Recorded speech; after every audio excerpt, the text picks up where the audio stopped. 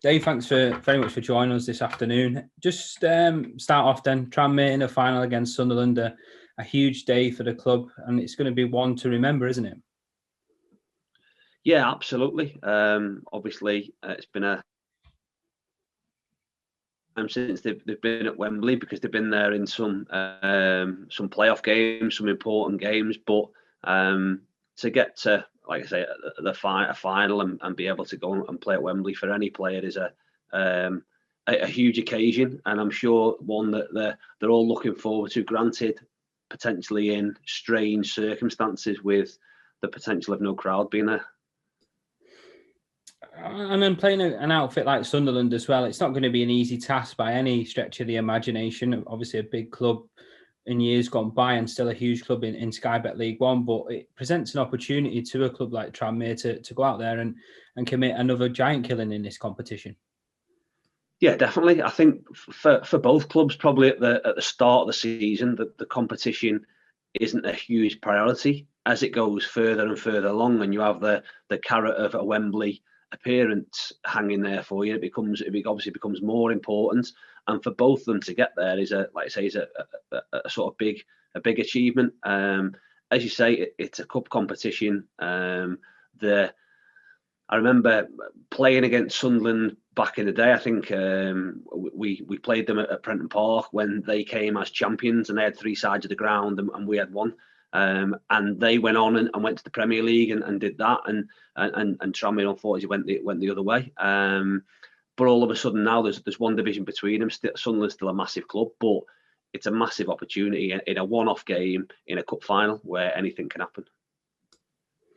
How impressed have you been with Tranmere? They've obviously started off very slowly in the first, say, half of the season, but then as soon as Keith Hill's entered the building, they seem to have a bit of a resurgence and they find themselves in the playoff places. But not just that, they've had the ability and the passion about themselves to make sure they're fighting on all fronts. They've beaten the likes of Peterborough and Oxford in this competition in a semi-final most recently. They've been very impressive since the turn of the new year, haven't they? Yeah, absolutely. It's always tough because they obviously came down to the National League, and then all of a sudden promotions, back-to-back promotions, it gets you back into League One. The expectation sort of is enhanced and everything, and it becomes difficult. Then you obviously have the disappointment, and you're resetting yourself. And their ambitions at the start of the season would have been to get themselves promoted again. It's never that easy. And regardless of how hard you try, there's always going to be some disappointment and a little bit of a hangover.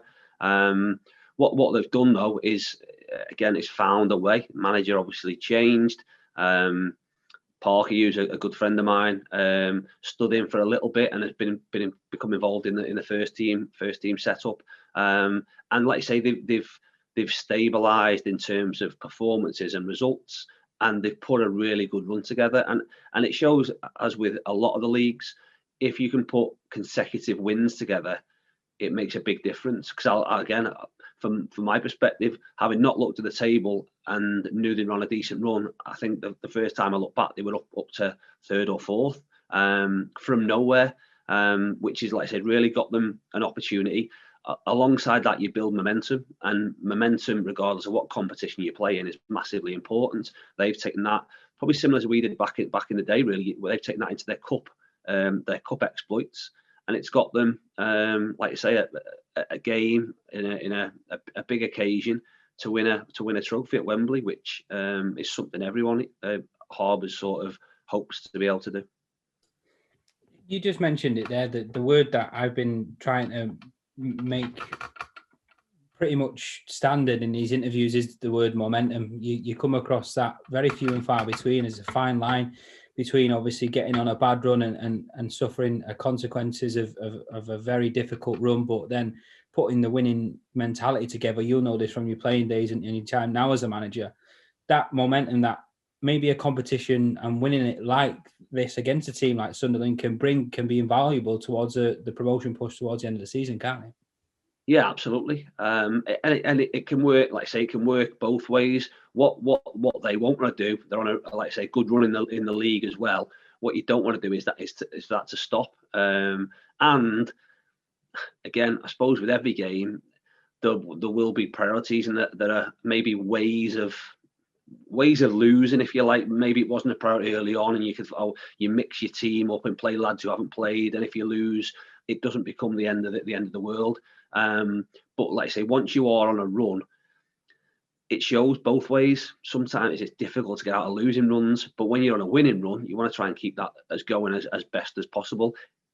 There'd be nothing better, like I say, than winning at Wembley, getting a trophy to even further enhance confidence, and like you say, take that forward into important games come the back end of the season. Because what they do become, again, is a good sort of tester for them, is it's going to be a high pressure game, and at the back end of the season, you're going to have high pressure games where, although there's still only 3 points on offer, those 3 points seem a lot more than just 3 points when it's maybe your last game, maybe it's your last run in, and maybe at the end of it, maybe it's playoff games. So they all hold, I suppose, big pressure in terms of dealing with that environment, and it'll be a really good test for them against, like I say, an opposition from a higher division that will have aspirations on winning themselves. You look at some of the names, especially from a footballing point of view, doesn't matter who you support, and you see the likes of James Vaughan and Jay Spearing, and even Scott Davis, who's become a bit of an EFL legend as well as a Tranmere legend as well. You look at them types of players that are in that squad, and it's no surprise that they're fighting on both fronts, league and cup action, because there's some fantastic characters in that dressing room as well. They've got really good experience, and what they've had to deal with over the past few years is because of promotions and relegations. They've had to deal with the squad changing quite drastically year on year, as is the case when you're a successful team. Teams will have an aspiration to have some of your players, and what they've had to do is replace their leading goal scorers in consecutive seasons. Obviously, Andy Cook moved on, and then James Norwood moved on. There's nothing harder than finding someone who's going to find the net for you, and the spine of your team, regardless of what division you're playing, becomes really important. When you've got, like say, the experience of Scotty, who's come through with the club from National League level all the way up and knows what's going on, and Jay Spearing and James Vaughan, like you say, as examples. Also, again, within that, there's the centre halves that are in there. They've plenty of experience through the core of the sort of centre and the spine of the team, which will stand them in good stead, especially, like I said, when you've got them bigger games and you do need a calmness under adversity at times in a difficult environment. And you just mentioned it there. I think the word again is what you touched on is experience. A lot of these players will have had experience of playing at the National Stadium. Some may not, but it's the opportunity, and this competition brings that. If you do get through to the final, you do get the carrot of playing at Wembley, and it's such a magnificent stadium to play your football at, isn't it? Yeah, listen, it's a huge shame because you look at the two teams that are involved. If they'd have been allowed supporters as normal in there, that would have been an environment where I'd suggest you're probably playing in front of 70,000 plus. It would have been an unbelievable environment to play in. It's different now, but it still doesn't get away from the fact that you're playing at Wembley, and for, like say, for some of them lads, it will be the first experience of it. For others, it will be. It might not be the first experience, but that still doesn't change the fact that you go in and playing at the National Stadium, and it's an unbelievable venue to play at, and it will be a day that they'll remember. Hopefully, they'll remember for good reasons. You've had the privilege to play at Wembley, albeit the old one, in the last League Cup final to be played at the old Wembley. But you didn't just play, you walked out there as captain of Tranmere Rovers. What was that experience like for you? That must have been a really hugely significant moment in your career. Yeah, it's a weird one. I always get asked this and always get said that, oh, you were the captain. I wasn't the captain. David Kelly was the captain. And I was I always wrote that last. I was at the back of the queue. But again, talking about, like I say, the experience of going there, we had 35,000 fans there, you know what I mean? And it was an unbelievable experience. It was the time when, like you said, the old Wembley, the changing rooms behind the goal, the long walk out, probably probably a 150-metre walk out to the middle of the pitch to do national anthems and things. As soon as you come out of with the stadium being as it was, you come out from the end. The fireworks were unbelievable, and our supporters were right at the far end. So from our perspective, we walked out the sort of Leicester end to the middle of the pitch. Once we'd done all our introductions, you then had an opportunity to go and run towards our supporters. But it was unbelievable day. The one thing I would say about it is I was pretty young in comparative to sort of appearances and things like that, and probably from my perspective didn't take on board what it was, didn't enjoy the day, didn't take on board the experience.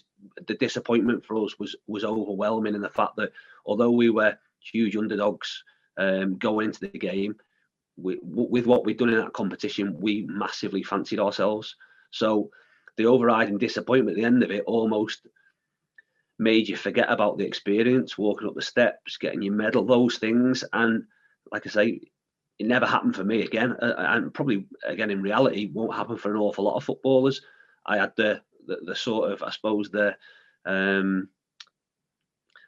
sort of get out of jail card for me was been the last couple of years where I had the opportunity to go there twice as a manager in a week.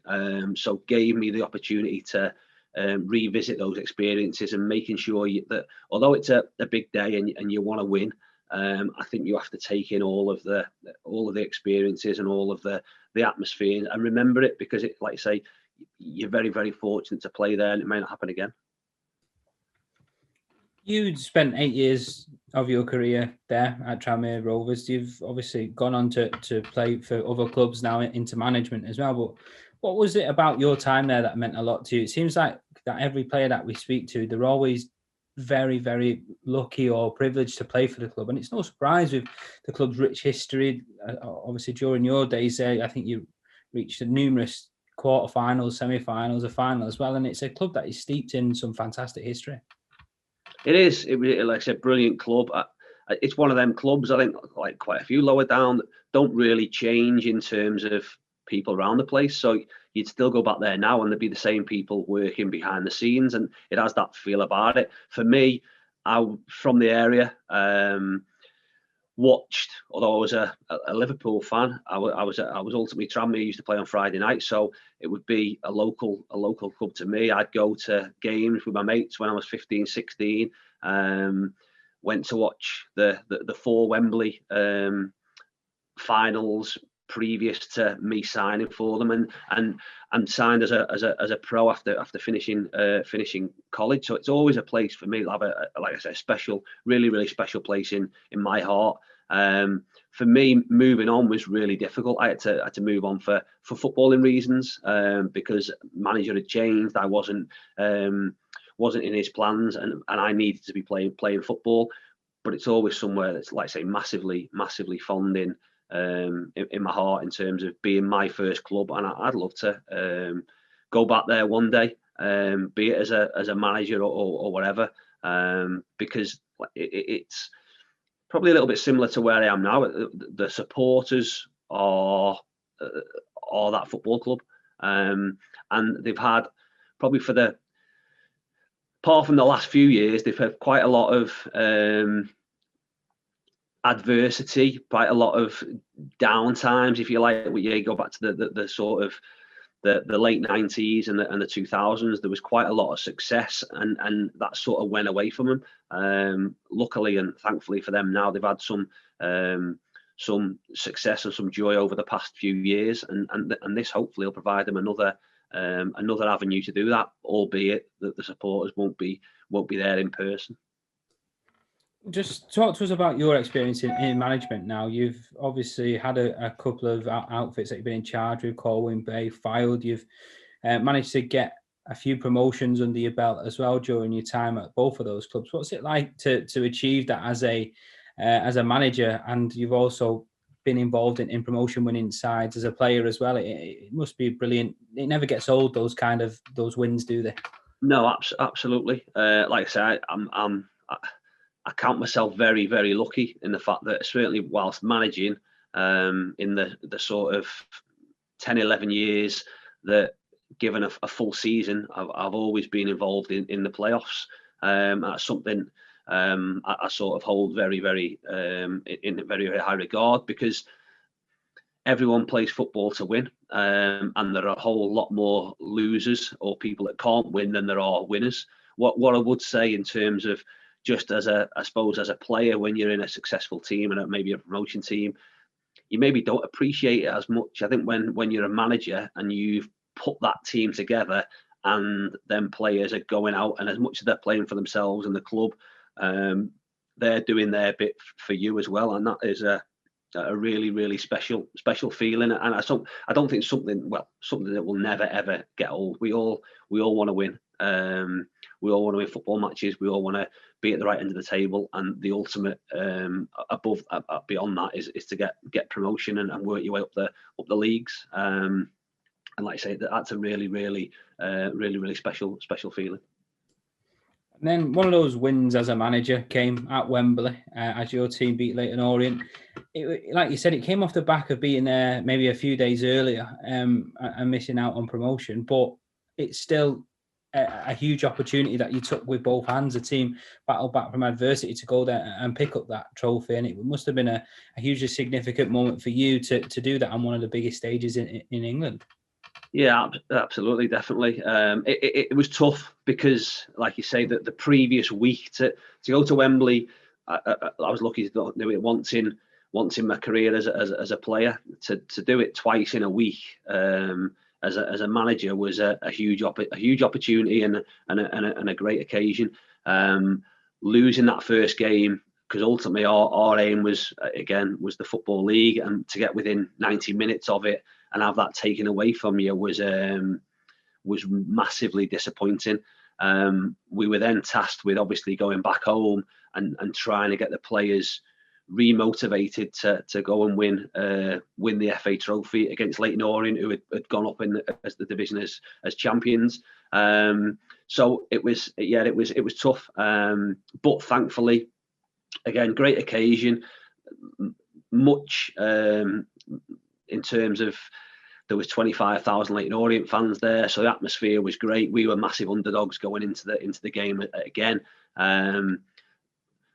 Won the game with a free kick from Danny Rowe, and that was probably his moment, if you like, because he'd been brilliant for us as a player. Scored countless goals. I think scored close to 180 goals in 250 games. So he'd been really, really pivotal to our success we'd had moving forward. So that was a great occasion, and a really, really special one for me, and one that probably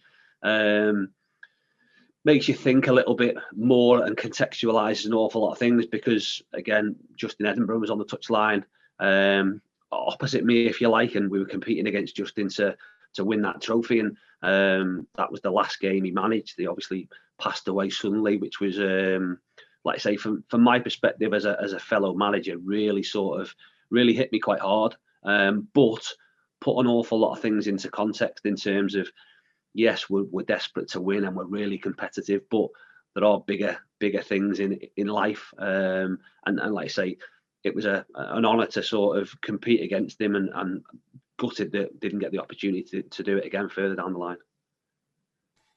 Yeah, a fantastic manager who obviously achieved a lot over his managerial career as well as his playing career as well. And he would have had the pleasure of walking up those Wembley steps. And was that something that you probably looked on at maybe the first time round when he didn't achieve it with Tranmere against Leicester, and then the second time you think, one day that's going to be me? Do you ever lose sight of that, or did you think it might not ever happen for me, or is it like I am going to get there regardless?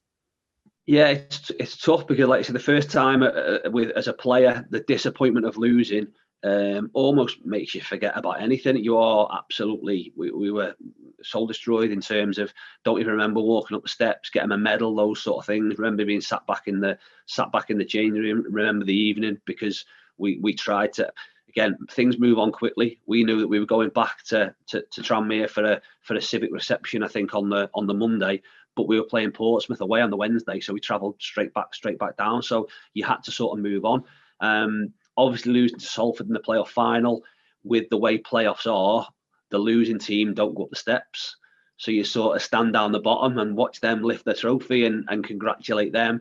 and sort of, I suppose from our perspective, think and reminisce and reflect on what we've done in terms of our achievement, but then think, I suppose it gives you more determination, more motivation to make sure you go back there the next week and right the wrongs. So, like I say, to be able to walk up the steps the following week and lift the FA trophy, is, like I say, that's a boyhood dream. To win a Wembley final and be able to lift the trophy is something that is something that comes across very, very few people. So to be able to do that and have the opportunity to do that, and it be my team that went and did it, was, like I said, one of the biggest occasions of my life. And then finally, now you're playing your trade at Hartlepool. You're riding high in the Conference Premier Division. You're, albeit probably not wanting to be involved in another playoff scenario that I'd expect, but 7 points to claw back on Torquay are sitting top at the moment. It's just a testament to you and your character and your managerial style that you do go into clubs and you do change the fortunes around, and you're battling again for promotion to the Football League. Yeah, listen, I'm, like as I said previously, really appreciative of being at the right end, and something we do has been right. As much as playoff can bring disappointment, and it has previously at the start of the season, every season I'll go into, if I was offered the playoffs, I'd absolutely take them. I think there's no better way of getting promoted, but the heartache in losing in them is nothing worse in football, and that's I suppose we'd all aspire to be in there and have a go. So to be where we are is a testament to the players. They've been brilliant. We've had it difficult with our supporters not being in the stadium, because they're probably similar to Tranmere a little bit. I've had a lot of heartache for years, and this is the first year we've really been in and around it and in with a shot. And unfortunately, they're not here to experience it. But we're only really halfway through. We're 23 games in. We've 21 to go. And if we were offered a playoff place now, I'd absolutely snap your hand off. We'd love to finish. Obviously, the higher up, if you can finish second or third, gives you an advantage. If we can finish top, then that would be brilliant. It's possible. Don't get me wrong; it's absolutely possible, because there's a lot of time left, and we'll be doing everything we can. But we're also realistic, and what we want to do is give ourselves the best chance of getting out the league and getting into the Football League, which is everywhere everyone wants to be. And if the playoffs is our best shot at doing that, then I'd absolutely take that.